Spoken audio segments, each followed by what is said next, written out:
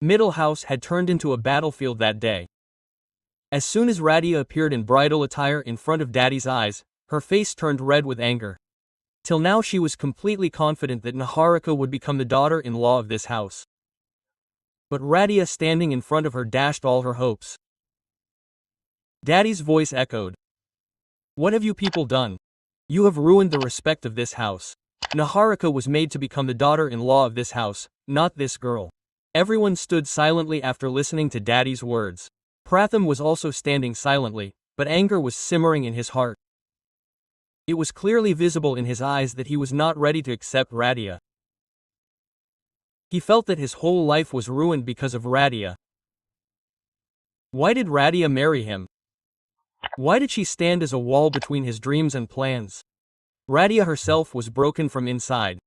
But she did not lose courage. She wiped her tears and fell at Rajni's feet and said, "Mother, I promise that no matter how many difficulties come, I will never let this house break. I will maintain this relationship with all my heart." Quote. Rajni picked her up and hugged her.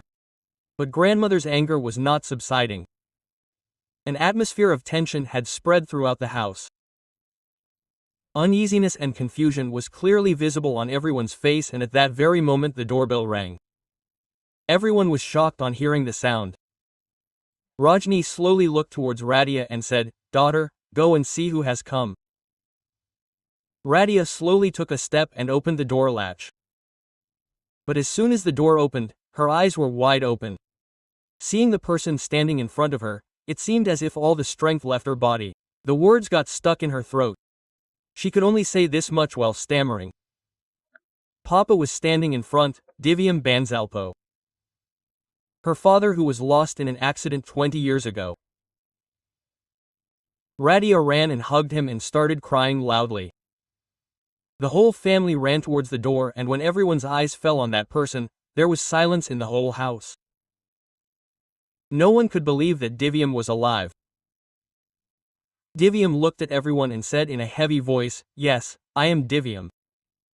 After the accident, I lost my memory. I kept wandering for years. I don't know in which cities. I did not remember anything, but when I regained consciousness, the first thing that came to my mind was my daughter. Today I have come back. Only and only to my Radhika." Tears were not stopping from Radhika's eyes. She felt as if her incomplete family was complete again. But then Divyam took a deep breath and said in a serious voice, "But I have to tell you all the truth. The accident in which I was lost was not an ordinary accident. It was a well-planned conspiracy. Someone did all that deliberately, and in that accident your mother Radhika lost her life." On hearing this, sensation spread in the whole house. Grandmother and Rajni were left speechless. Pratham was also stunned and started thinking that along with Radia's life, his own life was also going to be caught in some new storm. Radia's heart sank. She asked tremblingly, "Papa, can mother also come back?" Divyam's eyes filled with tears. He bowed his head and said in a heavy voice, "No, daughter, your mother is no longer in this world. That accident took away her life." On hearing this, Radia broke down there. But Divyam held her and said, "You are not alone. Now I am here. I will never leave you alone." Meanwhile, the news reached Sujata that her son Divyam is still alive. Sujata lost her senses and ran to Middle House. On seeing Divyam, she screamed and started crying bitterly. She hugged Divyam and said, "Son, you are alive. You have come back to me. Come home with me."